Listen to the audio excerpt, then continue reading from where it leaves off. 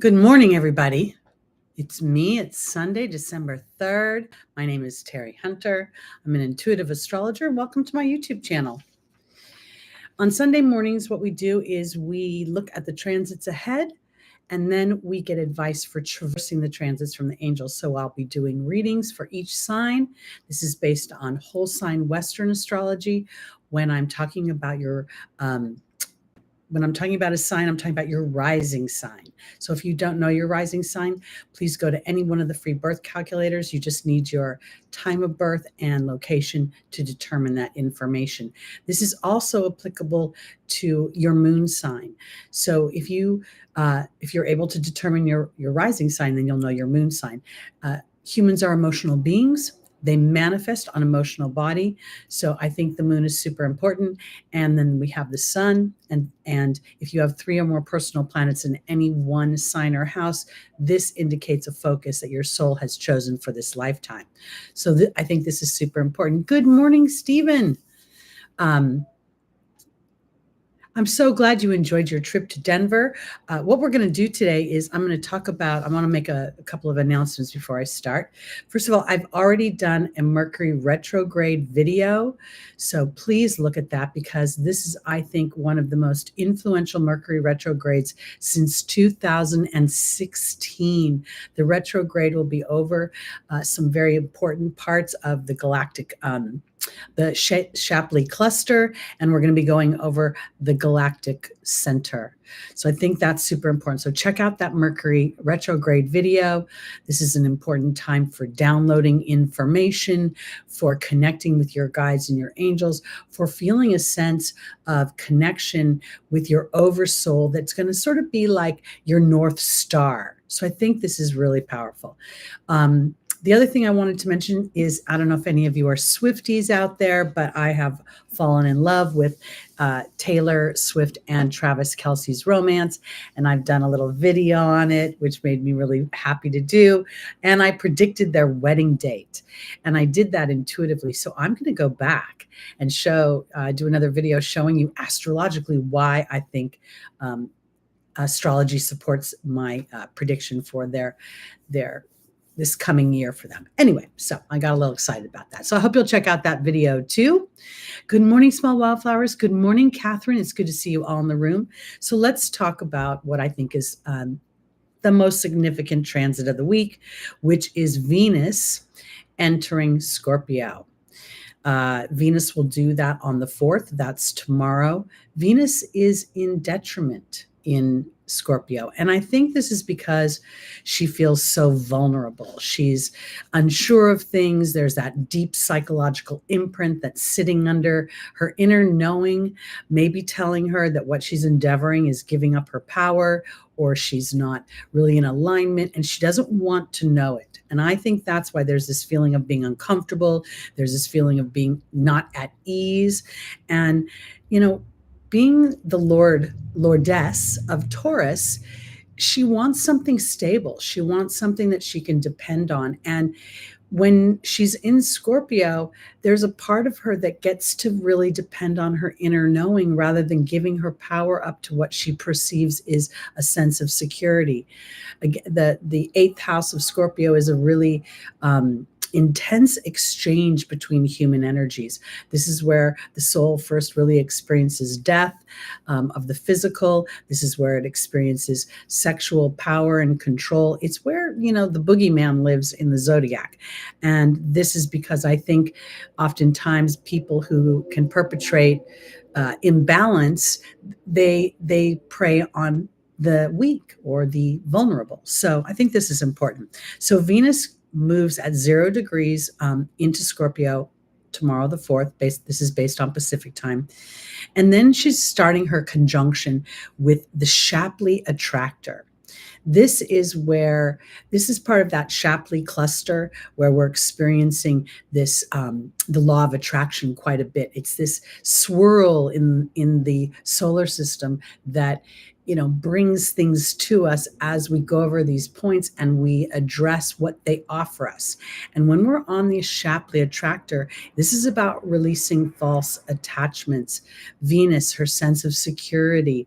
This could be sometimes when, let's say, let's take a Hallmark movie, right? Where the pretty young girl feels, incapable of making her own money. So she marries the older, powerful man, but she lives a life that is emotionally bankrupt, and she's caught between her sense of wanting to feel materially secure and then wanting to feel that deep sense of love and connection. So this is what as Venus moves over this Shapley attractor, these are the kind of imbalances that are going to be addressed, giving you an opportunity to really unearth what is sitting at the base of your endeavors. Are you endeavoring on faith that you can create, or at some level do you feel disempowered? These are such deep imprints in the human psyche that we're not even aware of them most of the time. So I think this is really important. It's actually, again, here's that Scorpio energy of transformation. So on some level, you may feel like, if I address these things, something in my life must die, but then something better can replace it or fill that in. If you have any personal planets within 5 to 12 degree orb, that would be from 27 degrees of Libra to 14 degrees of Scorpio, you are within the orb for the Shapley attractor. That Shapley attractor is at 2 degrees, 39 minutes of Scorpio. And the closer the orb to any of your personal planets, the more intense this energy is going to be. And that's really the same for all the points in the Shapley cluster.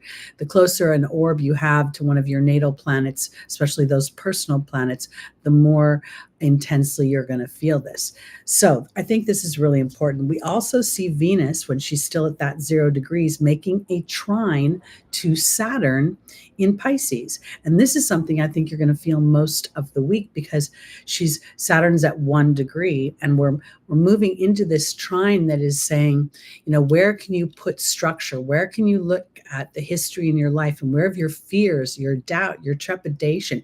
Where, again, have you given up your power to a greater, what appears to be authority, and diminished your hopes, your dreams, your own creativity? Pisces is extremely creative. We also see Venus making a square to Pluto. Pluto's now at 28 degrees Capricorn, and this again is going to be felt during the week. So this is about digging again deeper. Pluto rules Scorpio, and this is Saturn rules Capricorn. So this is an awareness of a structure. It's not about villainizing the structure. It's not about even releasing the structure that hasn't served you or the psychological imprint that you become aware of. It's more about like, okay, now I have a piece of information. What do I want to do with that information moving forward?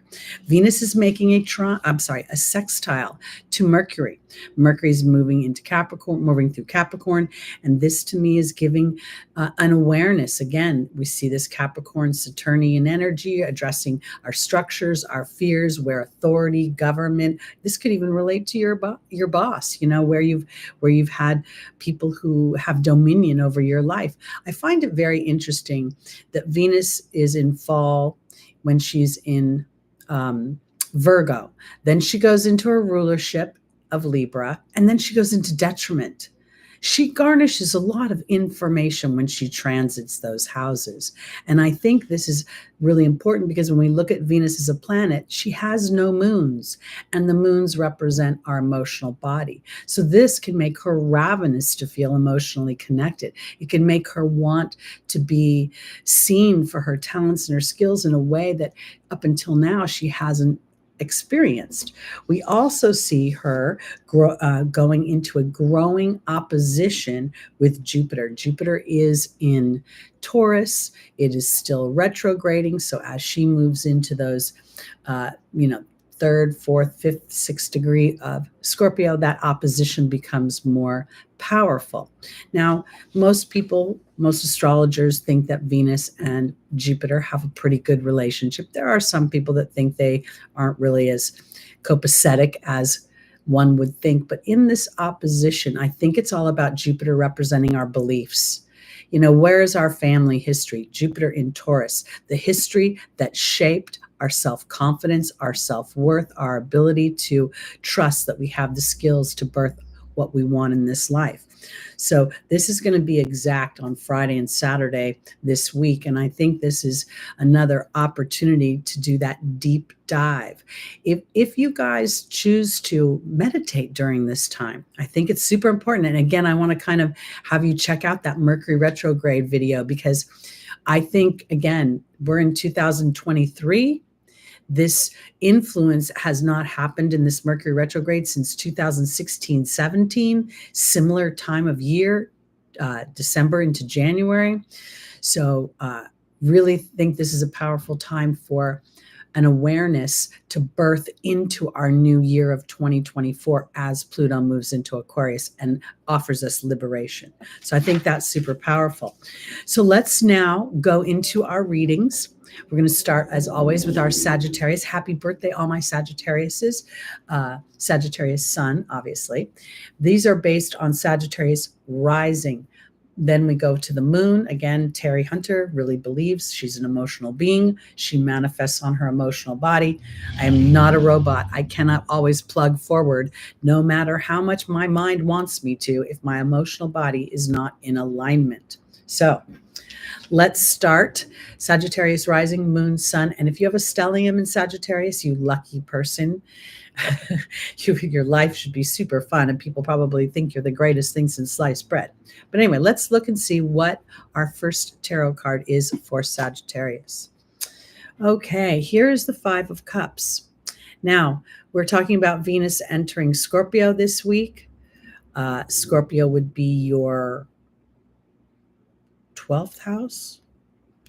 And there could be some sort of revisiting. The 12th house naturally rules our history, and Venus rules our self-worth. And here there could potentially be an opportunity to really look at what has transpired this year. Where do you feel a sense of loss? Where do you feel like your cups have spilled over and there's no getting that liquid back into the cup? Because the main thing about this character is that it's not paying attention to what is sitting in their life, what is still operating, still valuable. And these two cups are empty. This third cup over here appears to be empty because the line goes all the way across the card. So really only these two cups have spilled anything that could potentially be of value. But there's the base chakra represented by the red. There's the green chakra represented by, or the green representing the heart chakra. So this feels as if there's a loss of some kind of what could be making you feel a sense of security. Now I want to offer it this way, because there's an illumination that happens, and you're at your solar return, Sagittarius. So you have an opportunity to really set an intention for expansion during this next year, to look at what potentially has not transpired, has felt as if it slipped through your fingers, and you can start to assess whether it was really going to serve your heart, or was it going to serve something else that made you feel a sense of security. Let's do our angel reading and see if we can get a little bit of detail as to what this might be.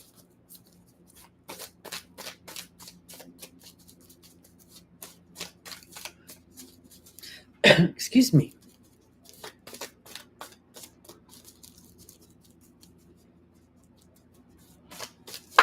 Oops. Okay, our first angel for Sagittarius is Archangel Gabriel. The second is Francesca. The third is Rochelle. And the final is Ray.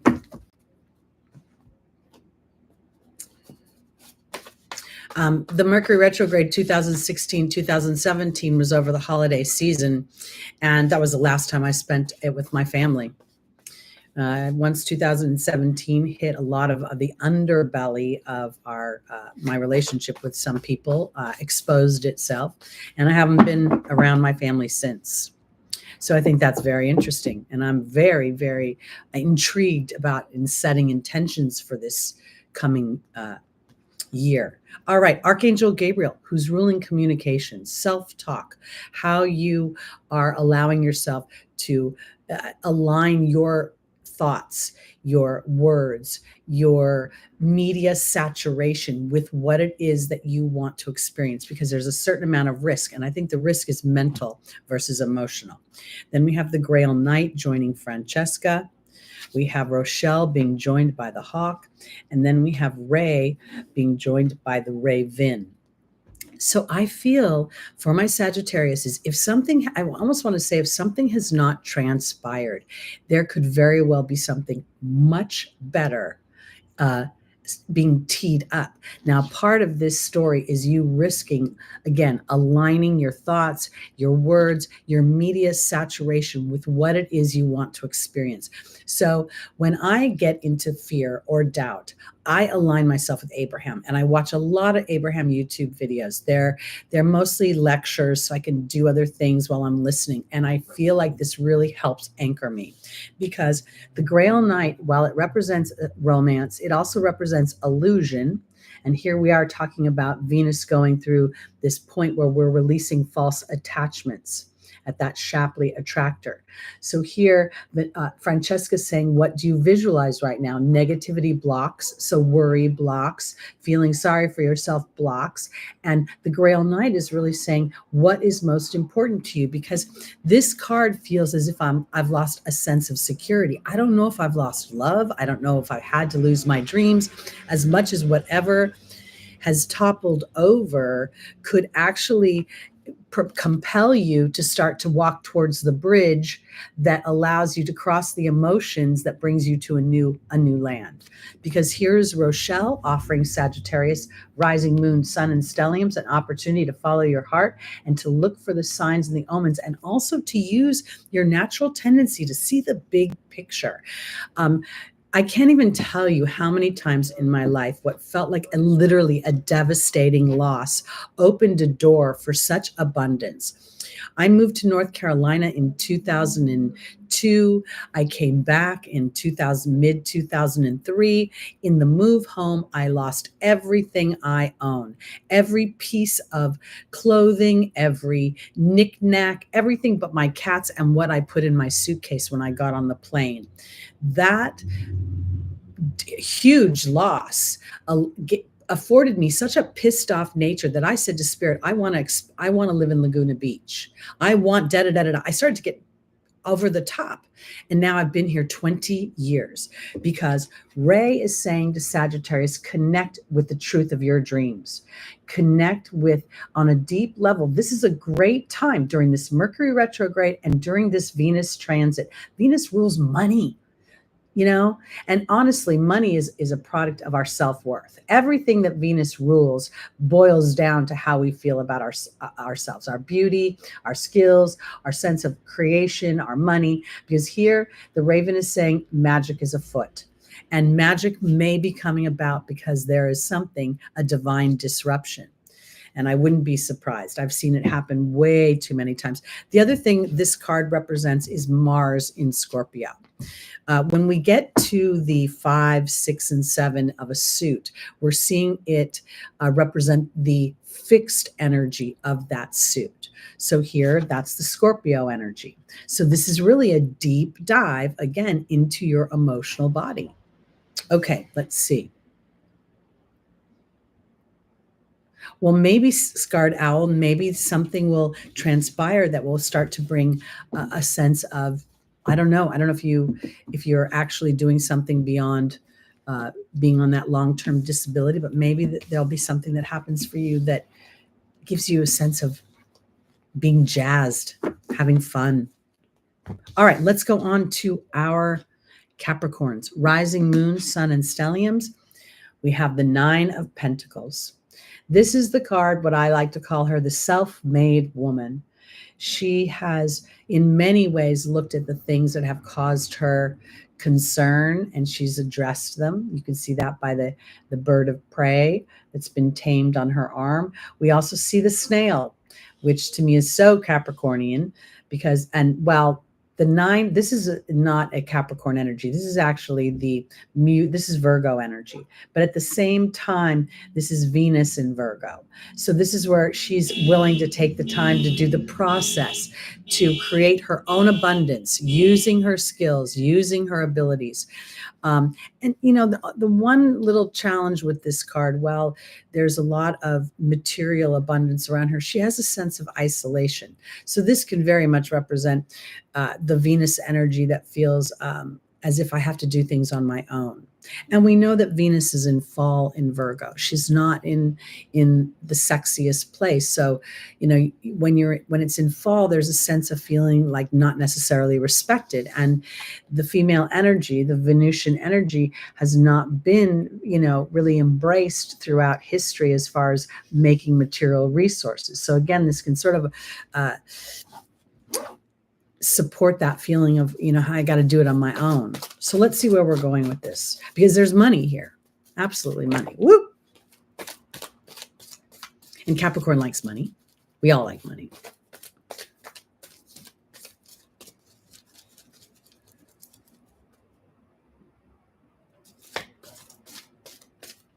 I'm so excited, Scardell. That sounds very positive. Sounds like you're about to embark on a new chapter. And Mercury rules teaching as well, and counseling on some level is a form of teaching.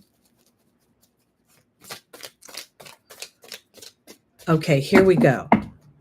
For our Capricorns, we have Ray.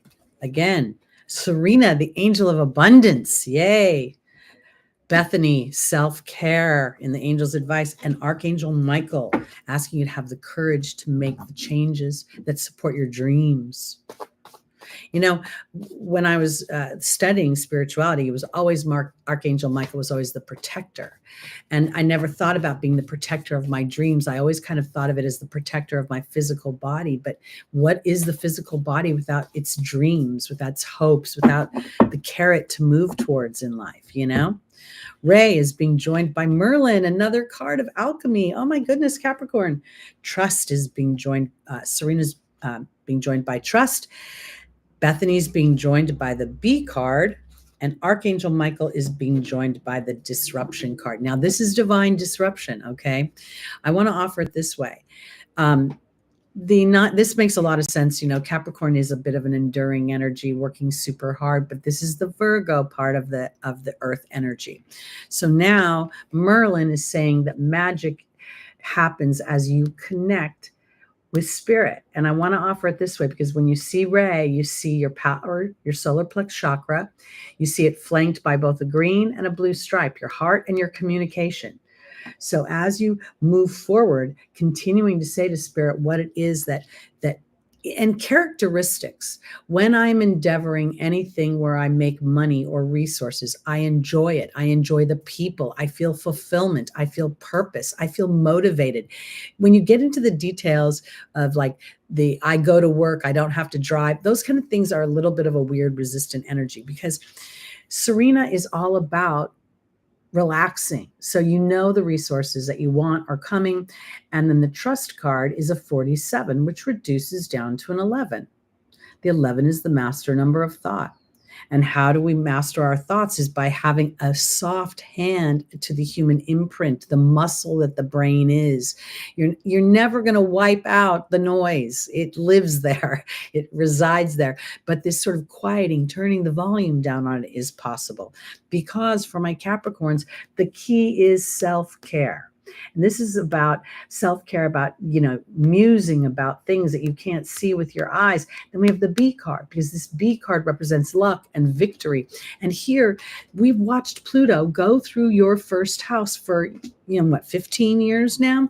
And in that, there's this where I believe you sort of tamed these demons. And I don't mean that they're not, if you took the hood off of that bird, it could potentially pose a threat, but she has her glove on. There's a sense of knowing how to work with the challenging side, because Archangel Michael is asking you to have the courage to implement the divine disruption that has been being teed up, where you individualize yourself and you go from, the old goat plowing up the hill all cranky, eating the broken can, to the baby goat dancing all over the farm because you're enjoying things more. I think this is super powerful. And I want to say this too, because Virgo represents work. It represents, a sense of health, and our health is always better no matter what we're eating when we're happy.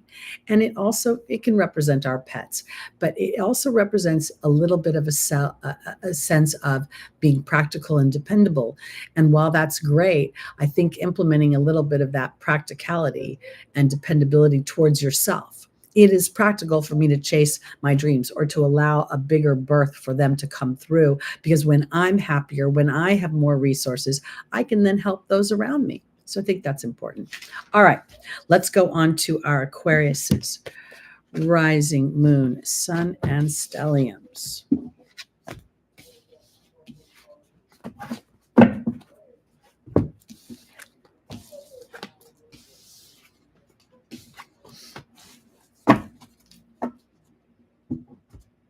Okay, we have the Hermit.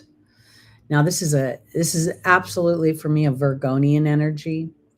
It also has a Saturnian feel because we see the old man, we see the coldness that Saturn can represent, but there's enlightenment being offered.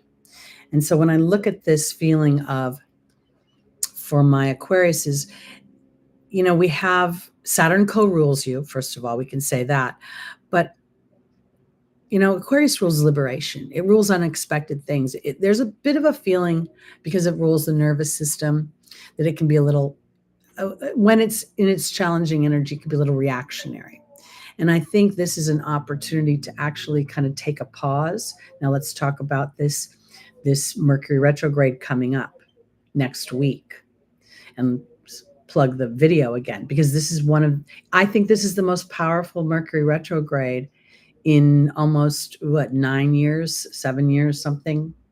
It's a long time. And so reflecting, taking time to set sort of this idea of, okay, this is the history I've walked through, and now how do I want to move forward? Do I want to shape it into a tool that uplifts me, or am I going to let it pull me under and just feel angry about it? Let's see where the angels are going with this, because the Hermit, and anytime we see a major arcana card, it has a little more oomph than maybe the minor arcana. The major arcana represent the fool's journey and what it experiences in the human kaleidoscope of emotions. And then the minor arcana give us detail about that. So here there's a sense of, because I can't help but also notice the staff, which could be inferred as a wand. So through slowing down, meditating, and if Capricorn, you have any planets around that Shapley attractor, again, this would be from 27 degrees of Libra to 14 degrees of Scorpio. Really the personal planets, the generational ones are important as well, but the personal planets are going to be much more impactful to you. Okay, our first angel is Isabella, saying, yes, the timing is right for this new venture. Crystal saying, have faith and hope. There's more on the horizon that you can see. Indriel is the light worker. And finally, we have Chantal, the angel of romance. Well, that's fun.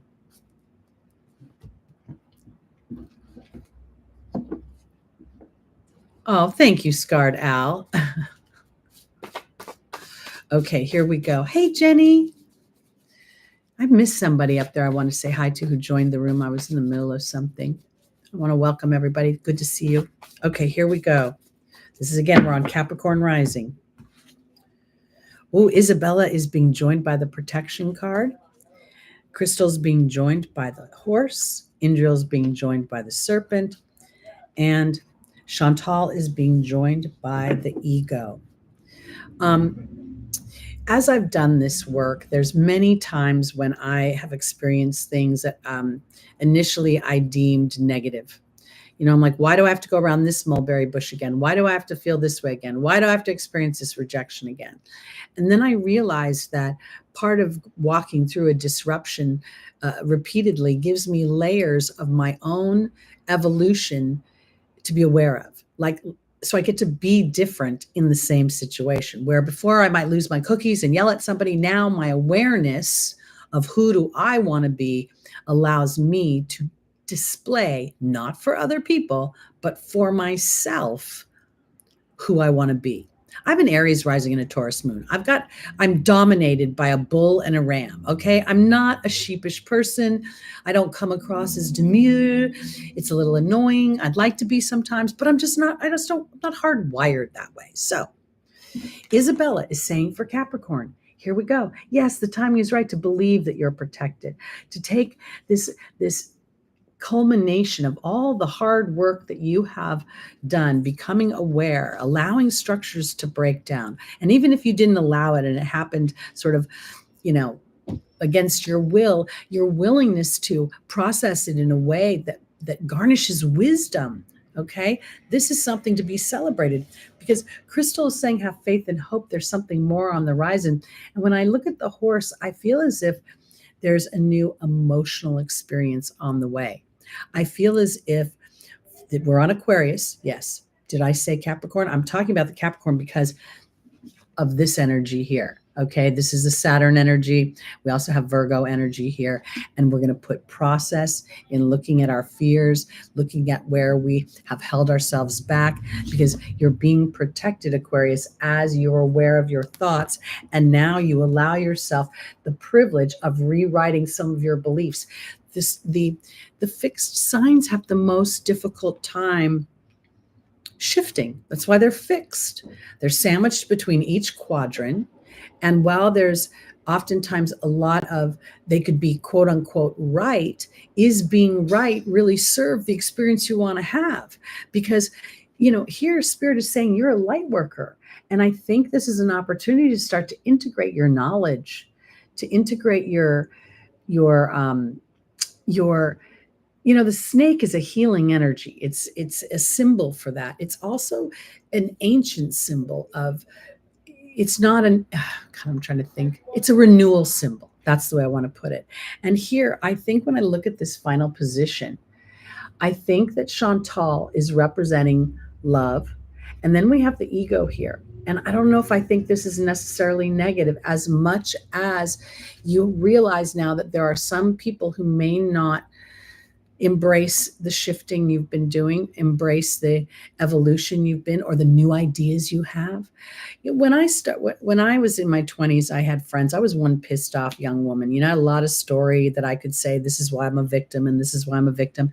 And as I started to study spirituality, I realized I was a co-creator. And the more I started to address my own BS, the more some of my friends and I started to go like this, because they stayed where I used to be and I was going this direction. But at the same time, I was liking myself better. And I was starting to know when my ego was edging God out. And then I started to open up a space. Crystal, have faith and hope. There's more on the horizon for new beliefs to come in. And as those new beliefs got rooted, I could believe that it would bring more connectedness for me. So for my Capricorns, this is a time to sort of take inventory of all that you have done and allow that your evolution, your enlightenment, your awareness to lead you. And if it seems to be leading you into a cold place, this could be the winter before the spring. Okay, let's go on to that was Aquarius, right? Did I say Capricorn again? This was our Aquarius reading with a Capricorn flare, because Saturn's involved. We're going on to our Pisces. I can't do anything about the dang commercials, or I haven't figured out what to do. It's kind of like a new rule. So I put conservative so that they wouldn't do it too often, but that's all I can do. You can't turn them off. Okay, let's go on to, as I said, our Pisces, rising, moon, sun, and stelliums. This is such a lovely energy. This is the Chariot. The Chariot rules victory, but it's a victory that is sort of intuited. It's not like a victory over a battle. It's a victory over a block. We see here polarities, but the main energy here, the stars, the moon, there's motion without motion, which reflects an inner shift, an awareness from working from the inside out. Now, let's talk about Pisces. This week, we're talking about Venus going over this Shapley attractor, which is exposing the underbelly of false attachments, and not in a way that's meant to throw you off, but rather to empower you so that attachments can be attracted, that align to a mutual exchange of energy that uplifts. Here we see opposites reflected, but yet through this, I don't know what this Sphinx sort of hat is called technically, so don't crucify me, but it's an integration of the polarities. So let's see where we're going, Pisces, rising, moon, sun, and stelliums.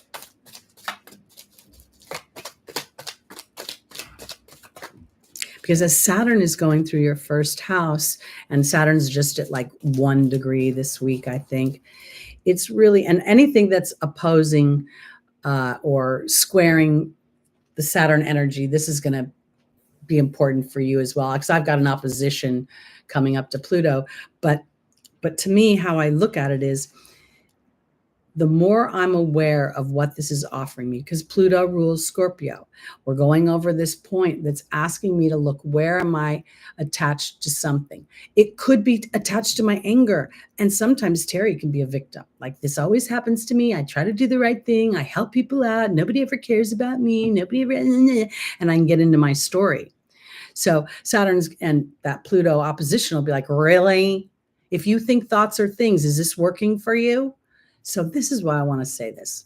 When we start to sort of rewrite these malefics into benefactors, people who are ripping away the BS, planets that are ripping away the BS, so that we can live more authentic experiences. All right.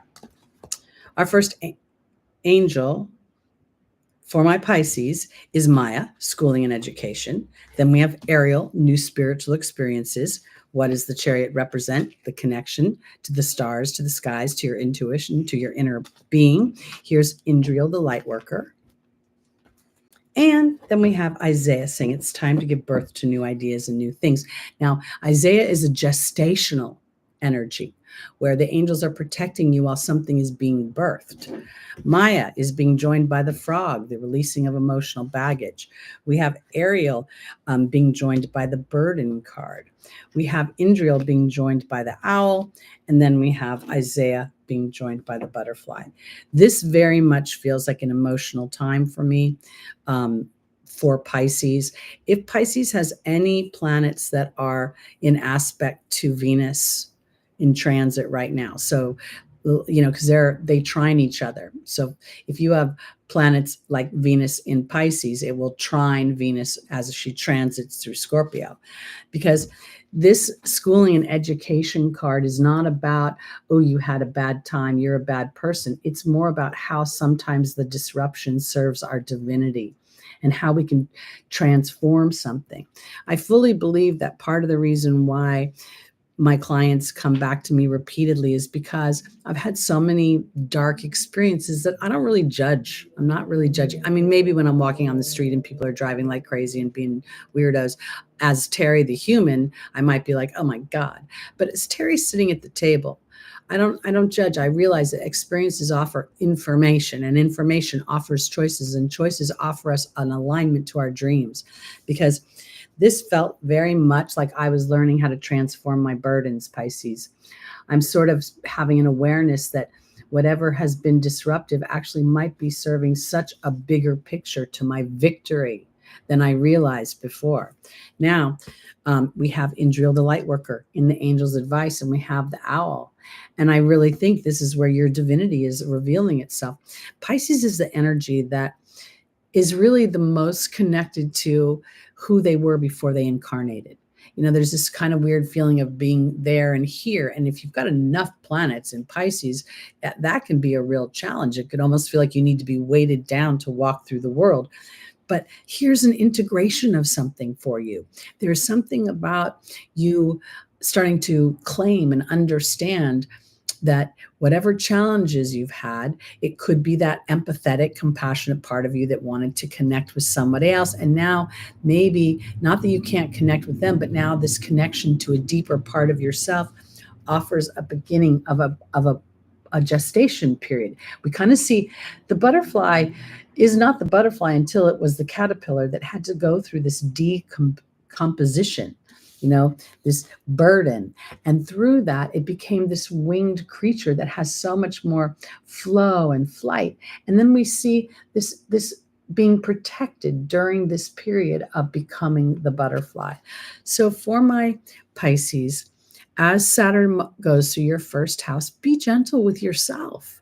If you get that initial feeling of, ugh, it's normal. And rather than, getting down on yourself or even thinking Saturn's trying to, hose you over, just think, okay, there's a reward here somewhere when I get real with myself about things. And I want to offer this when I say get real about myself.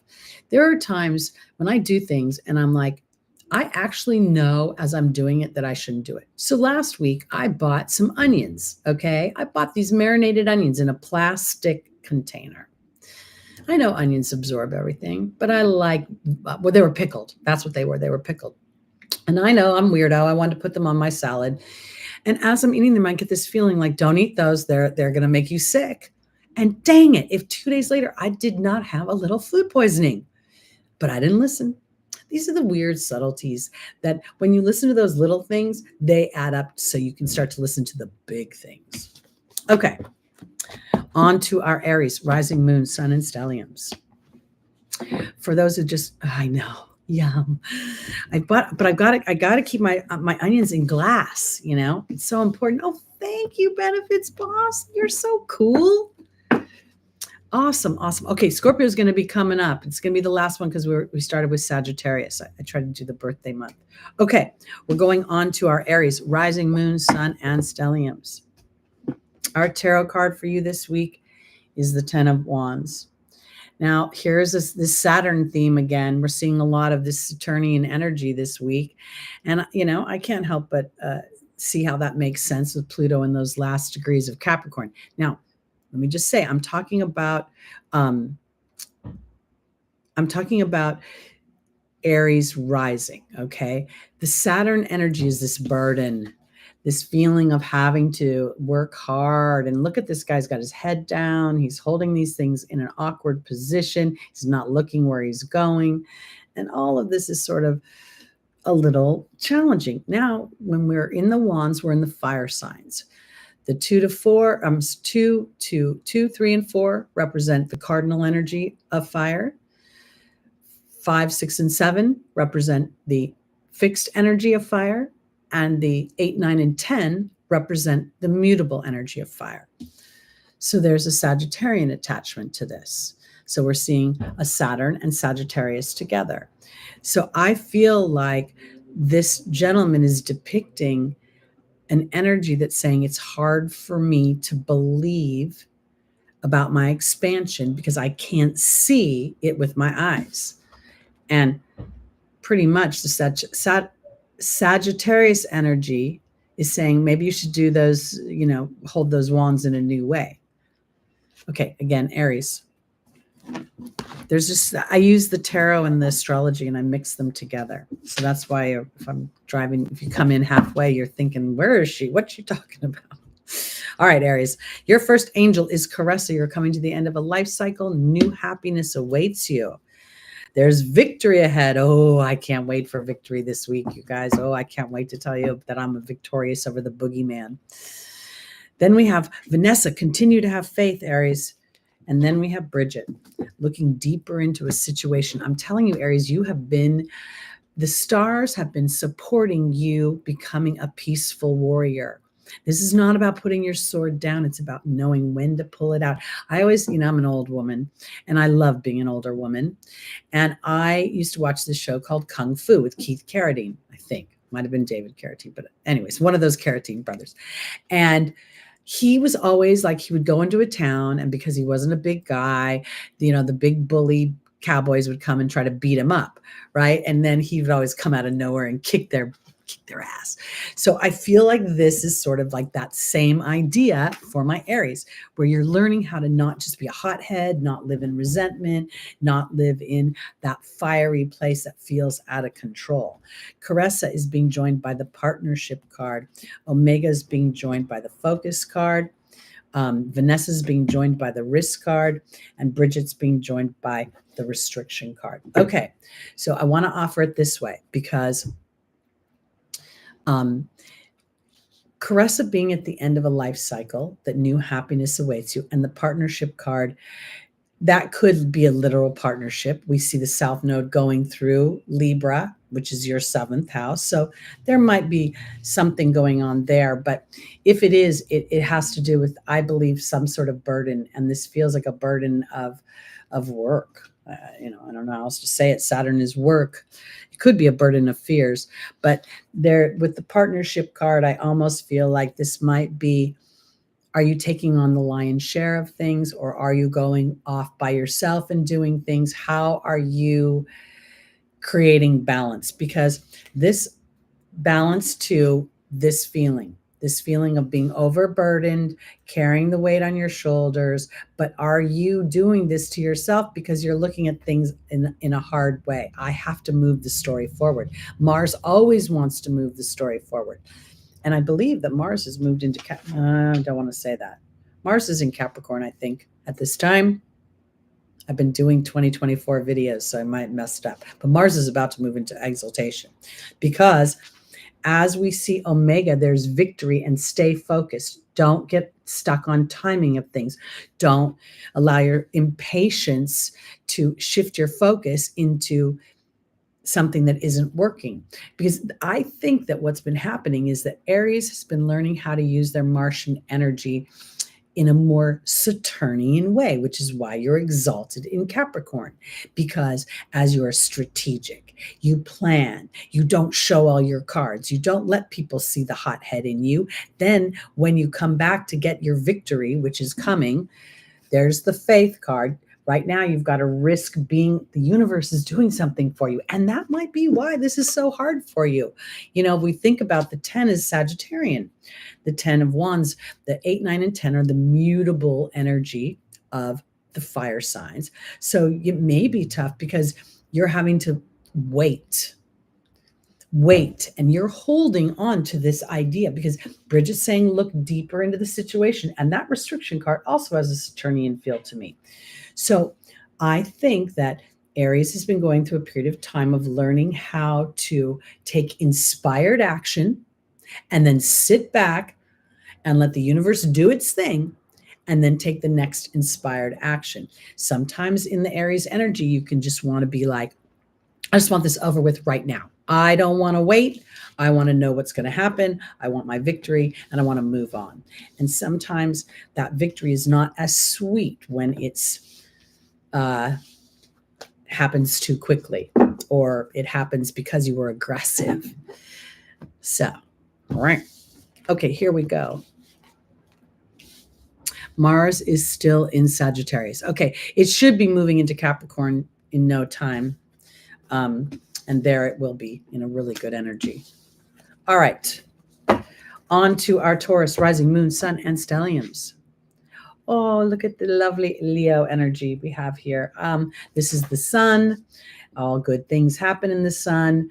There's the growing sunflowers coming up over the wall. So the blocks have been, they're behind us now, but there's still a sense of vulnerability to be had here. We see this child naked on this horse with no reins. So there's some sort of cooperation between the pony and the child. And I want to say this because I could look at that pony as the beginning of new beliefs. We could think of it as a Sagittarian energy. We've got Jupiter going through your first house. Clearly, Uranus has been going through your first house. We're going to see a conjunction in April 2024 that I think is just going to be wow. And I really think that this could potentially reflect that Taurus has been able to reconcile certain experiences and use them to empower yourself versus feeling disempowered. Let's see what the angels have to say. Vanessa is about faith. Chantal is about romance and love. Crystal is about another card of faith. And then Bridget. Okay, Bridget's always about taking a pause to look deeper into a situation.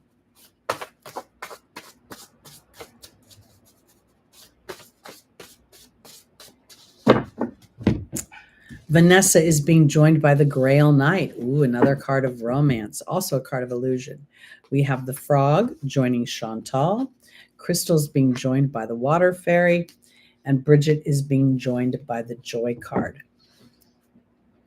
This is super interesting because Leo rules romance, rules the conception of children. It rules personal expression. It rules the comedian, the performer, the child, the clown. Now we have Vanessa and the Grail Knight. The Grail Knight's a romance card, but it's always a card that's about seeking the sacred in myself, the sacred in my relationships, the sacred in my hopes and dreams. So we see this, we're talking to Taurus, and now we have Venus, in your ruling planet, in opposition, which puts her in in detriment. And in that place, she doesn't feel easy. And now she's going over that Shapley attractor, being there's a push-pull to look deep into the relationships you have had. And I don't mean this like, oh God, I've got to relive my bad story.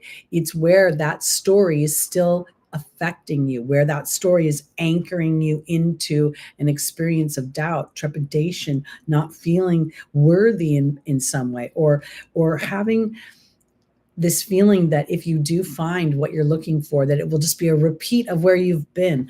Because Chantal's the angel of romance, and the Frog is about cleaning up stuff. It's about being able to jump from one lily pad to another. It says releasing of emotional baggage. I don't really believe in releasing. So I always say an integration of my emotional baggage that allows me to upgrade it from Samsung to Louis Vuitton. Because Crystal is saying, have faith and hope. And here's this Water Fairy, which represents your emotional body. Now let's talk about Taurus. Taurus likes, again, we're talking about a fixed energy. We're talking about someone who likes consistency, likes pacing. A Taurus moon really will not want someone to rush at it and say, I love you, I love you. They want to see acts of love build up so that they can believe those words.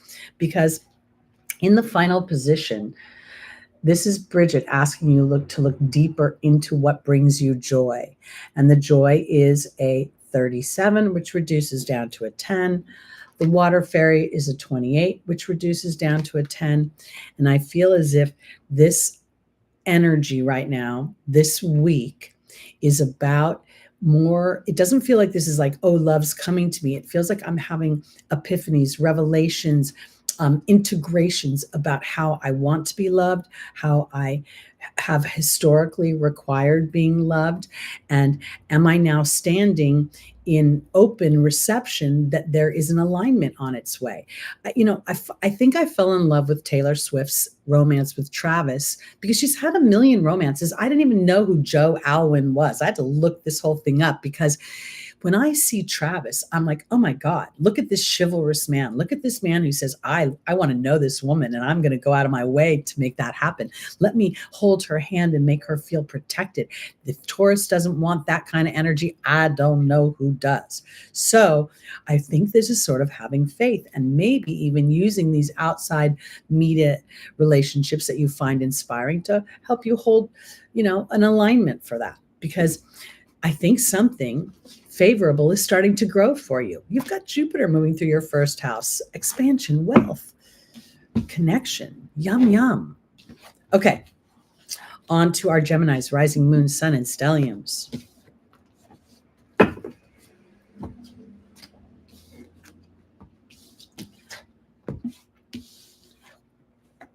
Okay,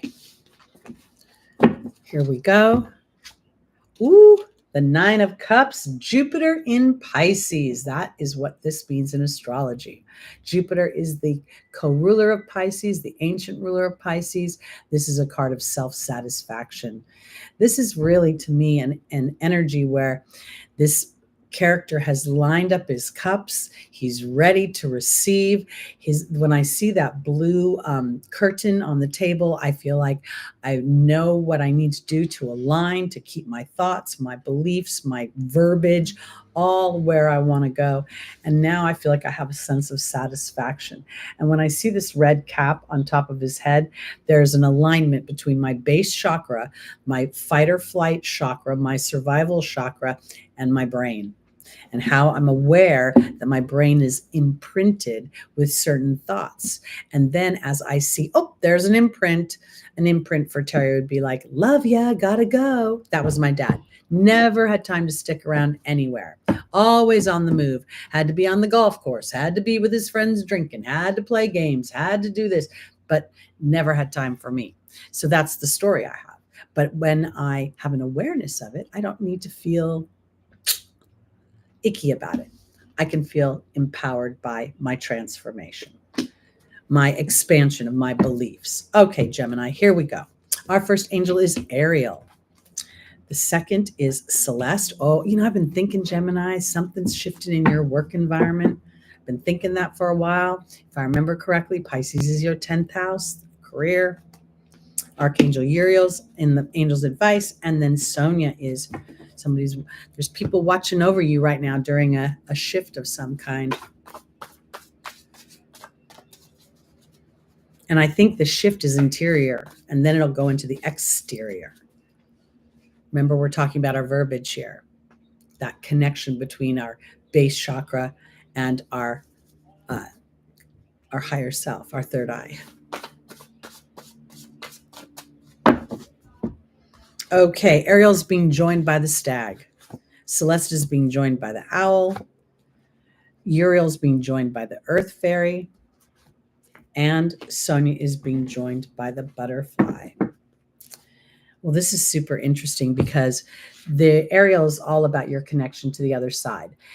Mercury rules you, and Venus is traveling over that center, the Shapley attractor, which is again identifying these areas where we have false attachments, where we've been giving up something in the sense of security. Now, I want to offer it this way, because this satisfaction card to me is in many ways a process card, because the cups aren't full. There's no flowers, there's no wine, there's nothing in them, but I'm ready to receive. And that's where you take leadership, the stag, for your connection with spirit, and you continue to tell spirit what you want. And I want to offer it this way, because if indeed you're looking to move, which you could be, Celeste is a home, a new home, or a place of employment. It's also a shift in the way I'm thinking. And there's the owl, this incorporation of wisdom. Because when I tell spirit, oh, this is what I want to live in a great neighborhood with neighbors that are fun. I want to have neighbors that are friendly, neighbors that are quiet. I want to have a job where people appreciate me, because now is a time to, I don't want to say release, but allow your frustrations, Archangel Uriel, to be the platform for your new life. I want to offer it this way. Sometimes I had to get super annoyed with what was going on in order to allow me to be my true self. And how I ended up being Teri at the table, as I like to call her, working for myself. Next year will be 10 years. I can't even believe it's gone so fast. But it was all because this girl I worked with pissed me off. And I'm like, screw this. I quit. I can't take this little snarky human anymore. She could have been my daughter. I wanted to turn her over my knee. And Teri doesn't want to be that person. So I had to quit my job.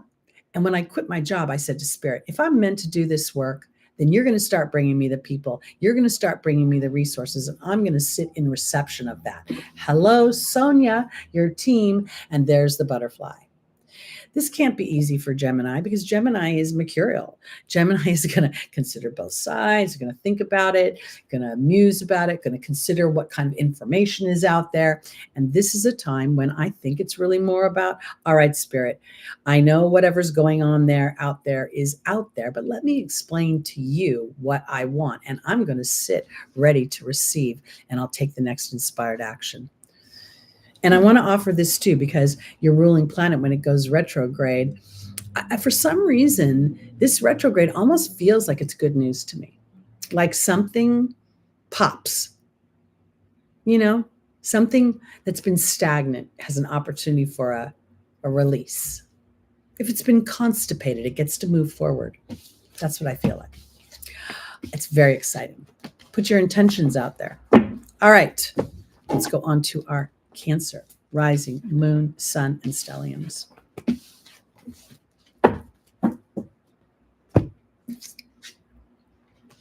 All right, my Cancers. Don't freak out when you see this card because it looks a little rough. This is the Three of Swords. Now, we know Pluto has been opposing your house, and Pluto's been in the house of your partnerships. And you could have experienced a lot of heartache, a lot of disruption, a lot of what appears to be unpleasant. But when we look at this card on closer inspection, we see that this heart is not torn up. Those swords went into the heart cleanly, and they've created some sort of illumination. Now, on a mundane level, this card represents Saturn in Libra. Libra is the 2, 3, and 4 of the air suit. So there's something about diplomacy, about harmony. Traditionally, a lot of tarot card readers look at this as a betrayal card where there's 3 people involved in a relationship. But as I want to see it, I feel like Libra, the energy of Libra and the South Node going through Libra is an opportunity for me to be egoless to the truth of what I want and how I interact in relationships. And with Cancer being your first house and Capricorn being your 7th house, there's duty attached there. There can be a sense of I have to versus I get to. And I think that might be what Pluto's breaking up. And this could be more on an interior level again versus an exterior level, because as we shift on the inside, it doesn't necessarily have to blow up the outside. Oftentimes the outside blows up, so we will shift on the inside, meaning have an awareness, not try to be perfect. The thing I get so concerned about, because I see this in the Cancer energy around me, is that I've been given to, but not in a way that made me feel seen. It made me feel like it was their job to nurture, so they did that, and it didn't really land on me. And this could be part of the challenge, is that because I think that if Cancer nurtures themselves, if they start to chase their dreams, if they start to live out loud on some level. And I'm not talking about the out loud to other people. I'm talking about the out loud inside, that this could really open something up, because duty in relationships is not really make for happy relationships. So let's get a little detail on this for you, Cancer, because again, it's a card of heartache. Doesn't look pretty. The clouds are there. Our first angel is Grace and Antoinette, a card of compassion. Shanti is the angel of peace. Isabella is saying, yes, the timing is right. And Fiona is saying, now that you ask God and the angels for help, be open to receiving. So let me just go back to my little Taylor and Travis obsession. Okay, not quite obsession, but might be close. Because if Taylor hadn't had the loss of Joe, the 6-year relationship that she thought she was going to, have for the rest of her life, she could never have imagined what would happen when she connected with Travis. And I'm going to tell you, their synastry chart, let me say that correctly. Synastry chart, I think, is amazing. Their Jupiters in Cancer, amazing. Okay, Grace and Antoinette is being joined by the B card on Cancer, rising, moon, sun, and stelliums. Shanti is being joined by the Raven. Isabella is being joined by the Fire Fairy, and Fiona is being joined by the Disruption card. Okay, Grace and Antoinette is all about compassion, and the B card is all about victory, and it's also about a being energy. I want to say this lovingly and gently. If you've been loving somebody, Cancer, more than you love yourself, you're kind of messing things up a little for yourself, because loving yourself is such a wonderful thing for other people to experience. Having this feeling of me nurturing me, me trusting my inner knowing that if I birth something for me, that I'm actually giving more to those around me, because Shanti is the angel of peace, and the raven is about magic, coincidence, and synchronistic events. And I want to offer it this way, because you could be feeling a sense of frustration.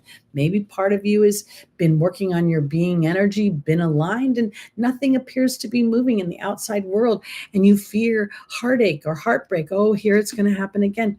It doesn't have to be that way. One of the strongest energies I've been getting lately from spirit is that they do have my back. My challenge is that I get impatient with the timing of things.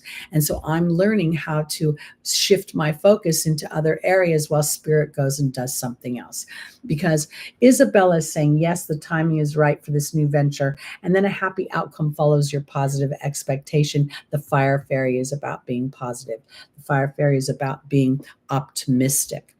So I want to emphasize so much that if you're having any challenges, especially this week with Venus's, as Venus traverses over this Shapley attractor, we're going to kind of see things that might make us feel a little icky.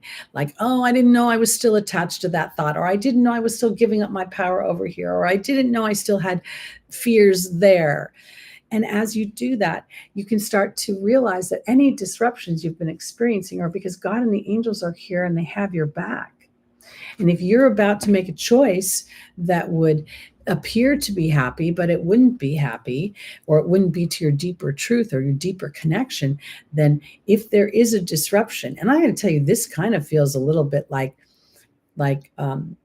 I don't know if I think it's a relationship. I mean, what if you're looking to, get a new home, or maybe even a new job, or endeavor something new?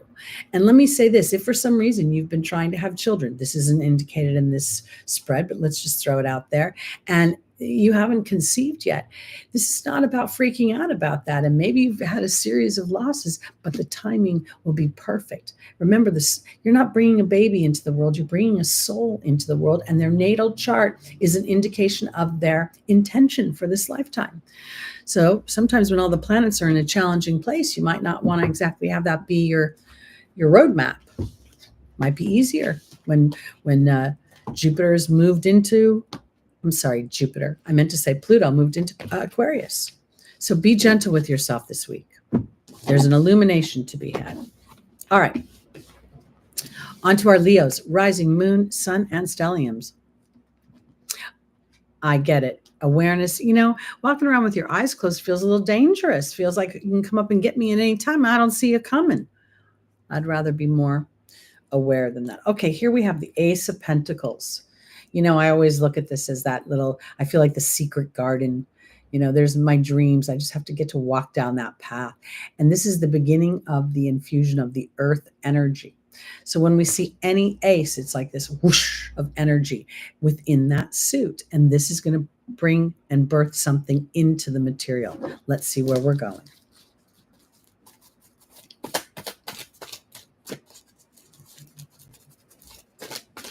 This is for Leo, rising, moon, sun, and stelliums. Our first angel is Athena. The second is Aurora. The third is Grace and Antoinette. And the final is Crystal.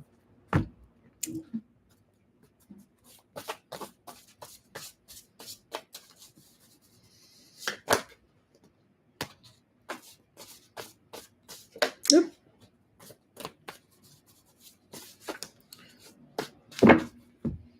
Athena is being joined by the birth and the rebirth card. Aurora is being joined by the communications card. Grace and Antoinette's being joined by the truth card. And Crystal's being joined by the swan. Leo, you rule the zodiac. I love that. Roar, meow, roar. I think there's a little of that going on actually this week. I think you're a little intuitive there, Small, because this Athena, as I pulled her out, made me feel as if I was scared as a Leo rising to assert myself, that if I assert myself, I'm going to lose something. I might even be afraid I'm going to lose my dreams. I don't think so, because this is a way of benefiting others when you assert yourself. And I want to offer this when I talk about asserting myself. It's never like, let me tell you how I feel. It's more that assertion is like, all right, let me assess, how am I showing up in this moment? Am I giving myself a priority? Am I feeling lovable? Am I feeling unlovable? Am I feeling that my dreams can come true? Am I not feeling? Where am I on the emotional scale? Because Aurora is saying, Leo, you're flying high right now. Don't descend, and look at your communication. Look at what you're talking about to yourself, not to anybody else. Because one of the things, Jerry Hicks, if you guys follow Abraham Hicks and you're familiar with the laws of attraction and Esther, Jerry's was her husband. He's crossed over. He used to say that if you've got a big dream, don't tell anybody. Because the minute you tell somebody, they start to say, well, how are you going to do it? And blah, blah, blah, blah, blah, blah, blah. And that can trigger a defeat inside the mind, because this Aurora is saying that you're going to inspire others as you stay the course. And now here's Grace and Antoinette and the angels' advice saying, have compassion for your deeper truth. You know, that deeper truth is, you know what? I don't know that I can actually see my dreams coming true, but I know God's got his hand on it. And I'm about to, as I walk down the path, and I just stay steady. Don't try to make any big sweeping moves. Just stay steady, because Crystal is saying, have faith and hope. There's more on the horizon that you can't see. So now let's think about this. Leo naturally squares the Scorpio energy. So this could be a potential, as Venus represents our self-worth. And everything we do as humans is based on our self-worth, whether we give ourselves permission to try or not try. So here she is going over this, what is it, the second degree again? It's 2 degrees, 39 minutes of Scorpio, the Shapley attractor, releasing false attachments, doing a deep dive into our true intentions. That's what this is. What are your true intentions? What is guiding you unconsciously and influencing you? And in doing so, as you become aware of that and others observe that, how you shift energetically in their presence, that's how you'll be inspiring. So this is all about a continuing process. And, you know, Leo's a very strong sign. Scorpio's a very strong sign. And there could be a sense of, I just want to get there. But the pearls are in the process. The fun is in the journey. The destination is just the beginning of a new uphill climb, if you think about it. All right, let's go on to our Virgos, rising, moon, sun, and stelliums. And while I'm shuffling, I'm just going to plug my little Mercury retrograde video again, because again, I got to tell you, this Mercury retrograde is unlike any Mercury retrograde we've had for a long time. This Mercury retrograde is in the Sagittarius Capricorn energy.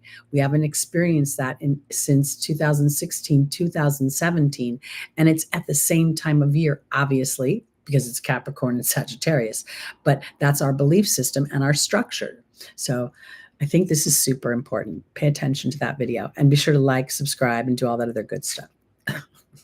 Okay, Virgo, you've got the infusion of love, of emotion, of peace coming for you. The Ace of Cups is a wonderful energy. The cup is overflowing. And when I think about it, the overflowing is not out of control. It almost feels as if I'm so happy, I want to share with others. Let's see where we're going with this. Now we know that Saturn is opposing your first house right now. And as Saturn does that, you know, I kind of want to offer it this way, because the earth signs all trine each other. So there's always kind of a weird inference of cooperation, because we kind of get it. We're all earth signs.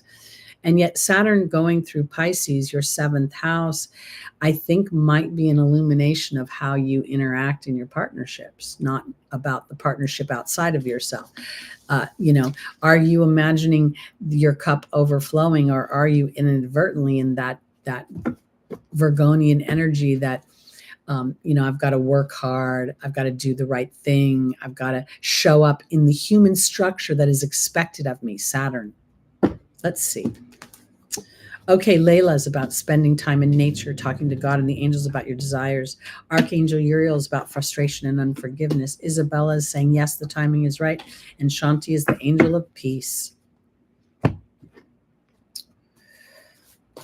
One of the greatest gifts that I was ever given was the epiphany that some people just will never change. And no matter how much I shifted to try to create a bridge, sometimes it just wasn't going to happen.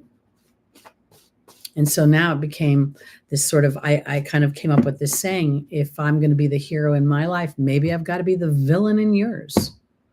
Let's see. Layla is being joined by the disruption card.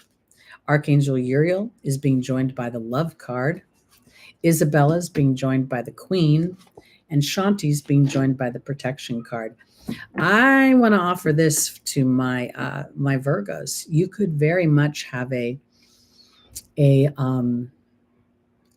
realization, maybe. You could love somebody and you could want to, make their life better, and maybe you can't do that. Maybe only they can do that. And so the best way that you can represent is to allow yourself to be a priority, because I think this is about your personal peace. I think this is about your, Layla is talking about, you know what? That negative programming is the imprint. It's the brand on the brain. So you're never going to get rid of it. But the awareness that you have it, that checking yourself, that's enough to start the manifestation in a new direction. So be gentle with yourself there, because I think that's what's going on. You're wanting to get that disruption. I want to align that. I totally have been there lately, where my brain is like, because I really think that this is about self-love.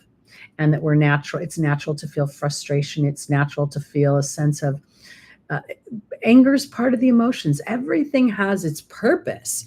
And now I think for my Virgos, that anger might be the catalyst for you to start to want to receive, versus being that deliverer of information, resources, everything that Mercury represents going out. Because here's the queen and here's Isabella saying, yes, the timing is right. And I think this is how we neutralize the frustration, is allow things to come for you, putting yourself first. The signs that I think are being the most transformed right now are the ones that give themselves up for another human. And while it seems like an altruistic idea, it's really kind of a recipe for disaster, because it builds a resentment that I think inadvertently gets taken into our soul's imprint as we move forward. So if we think about the shadow side of Virgo, is it's critical, it's perfectionist, it's nitpicky, it's always looking for the holes because it's the analyst. So now I think this is all about you taking action. The ace is a 1. And now we see this 38. The protection is your thoughts, an awareness that what I want is peace, and I'll keep calling that forth. I've been falling asleep at night. I with my new, and I do say new, interest in Taylor Swift, a lot of her songs seem to loop in my brain. And last night I was like, as I fell asleep, I didn't want to have the loop. It's me, I'm the problem. Yeah, I didn't want that loop in my head.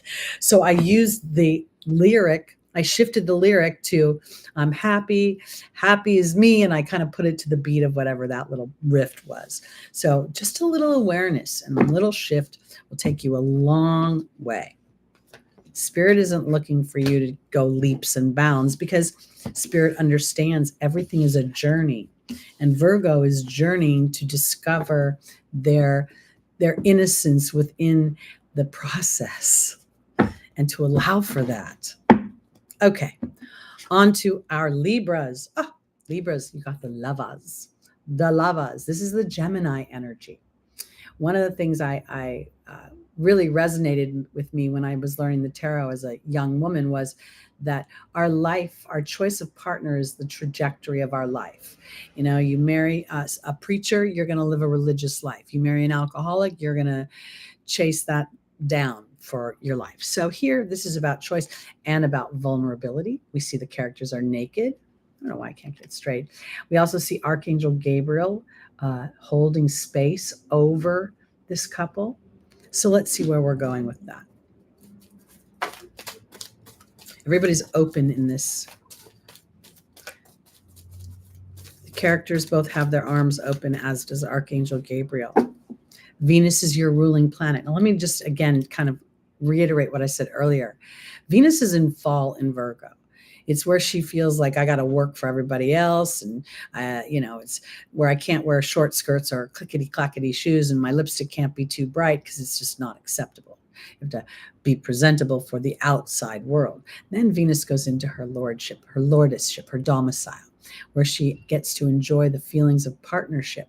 Now, if she based that partnership on what was expected of her while she was in fall, then that's going to be revealed as she goes into Scorpio. Her choices are going to be revealed. Here comes Maya, the angel of schooling and education. Then we have Adriana leading Libra. We have a protection angel in Xana. And then we have Astera saying to reach for the stars with your dreams and desires. Years ago, I had a gentleman friend, and I don't know if you guys remember me saying he bought me a car. Well, he told me he was buying me a car. He didn't really buy me the car. He just led me on. He leased the car. He let me drive the car, but he never gave it to me the way he said he was. And while I didn't want the car in the first place, he kind of shoved the car on me.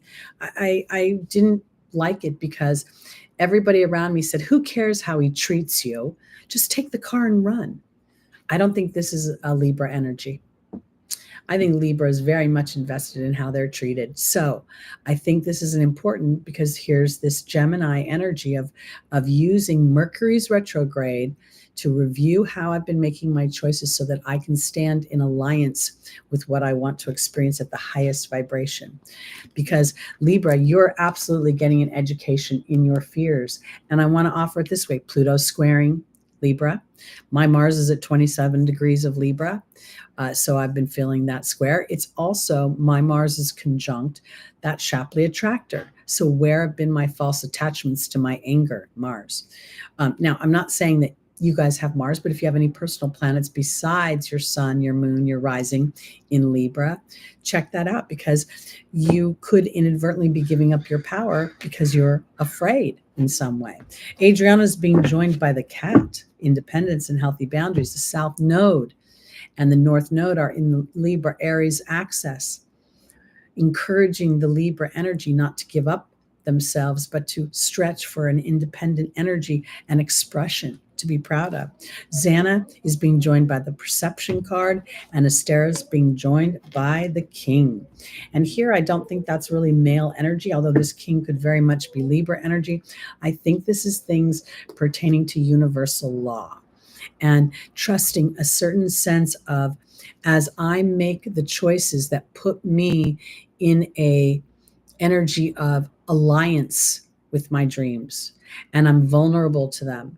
And I might even be so vulnerable that I say no to something that looks okay, something that looks like it would be acceptable to others, but I inherently know it won't fulfill me, because this very much feels like I'm learning about how my fears have controlled me. And Adriana is leading you into a new lifetime where your independence actually supports your partnerships, your interactions with others. Xana is holding space while you shift your perceptions. And there's Astera saying it's time to reach for the stars with your dreams and desires. It's karmically appropriate right now. And when I say karmically, I'm always talking about choices. I have the South Node. It's been going over, went over my Mars, went over my Sun. It's going to hit some other asteroid points. I think I always get my Par of Fortune and my Juno. I think my Juno's in Scorpio, but I keep getting them mixed up. I think my Par of Fortune is in Libra. And this is where I get to be authentic to my own sense of expression versus what other people expect of me. All right.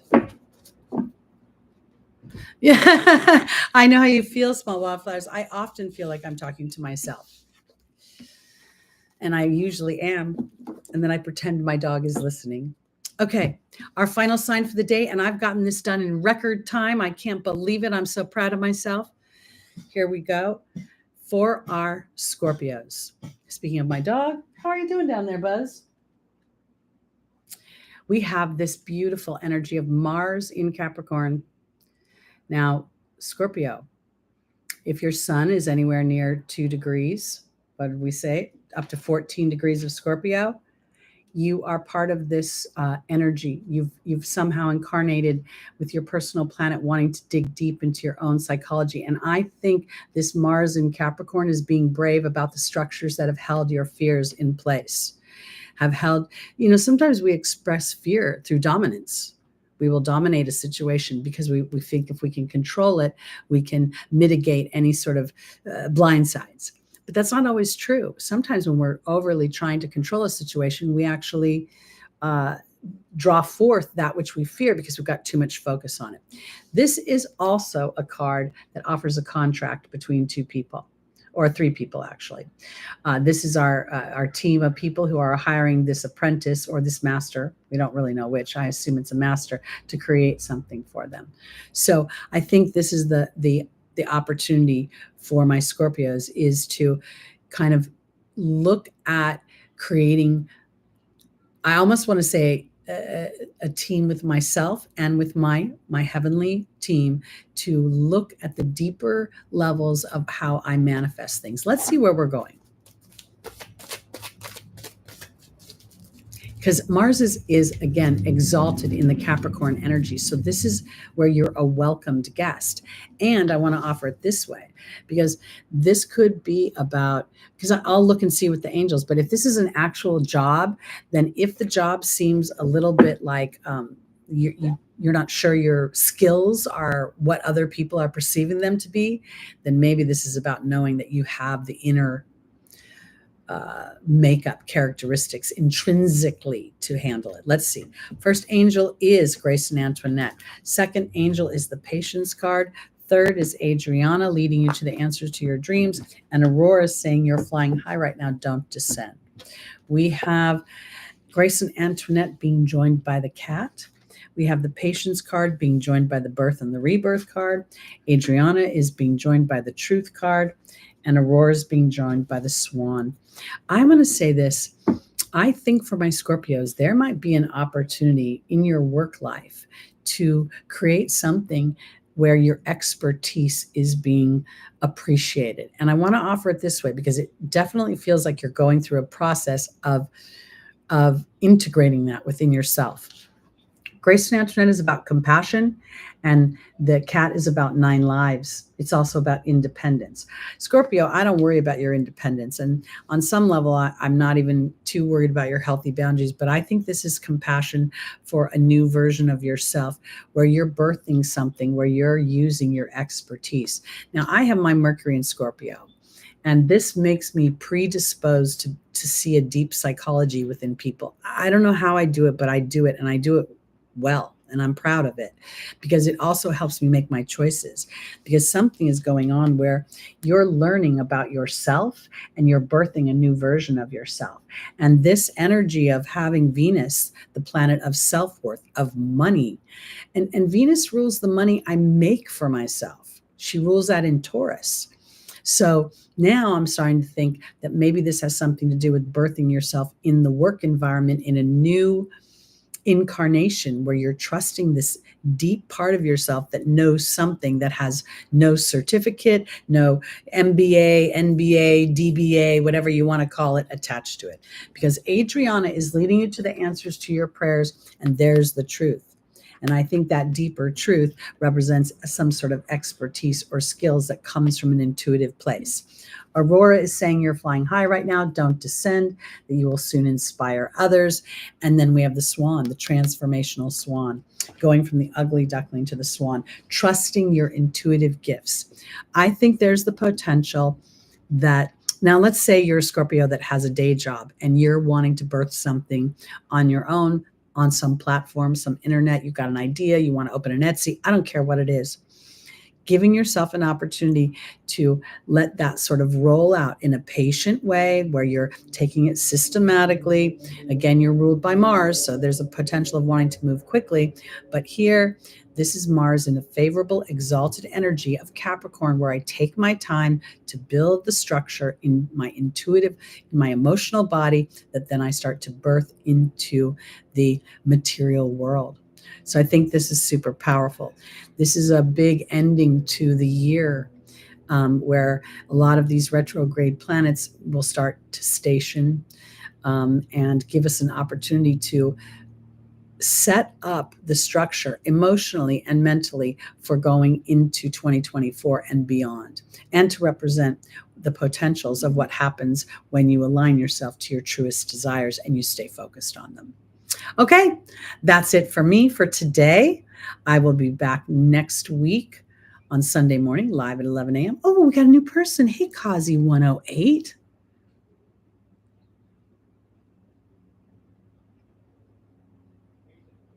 Don't try to rid yourself of things because it puts a focus on what you need to rid yourself of. Do your best to maybe sit in the energy that says, how will it feel when I'm on the backside of this? I'll feel ease. I'll feel peace. I'll feel supported. Go there. That will help you negate the challenges. It'll help start to slow that energetic roll and move you into a new direction. Oh, thank you so much, Small Wildflowers, for putting that link in there for the Mercury retrograde video. You're just the best ever. Love you so much. Okay, everybody, that's it for this week. And I'm not sure when I'm going to do it, but I'm really excited about doing my, part 2 on my Taylor and Travis. I hope you're going with me on this little journey of romance and chivalry. I can't wait to watch it unfold. But I'm going to give you a little bit of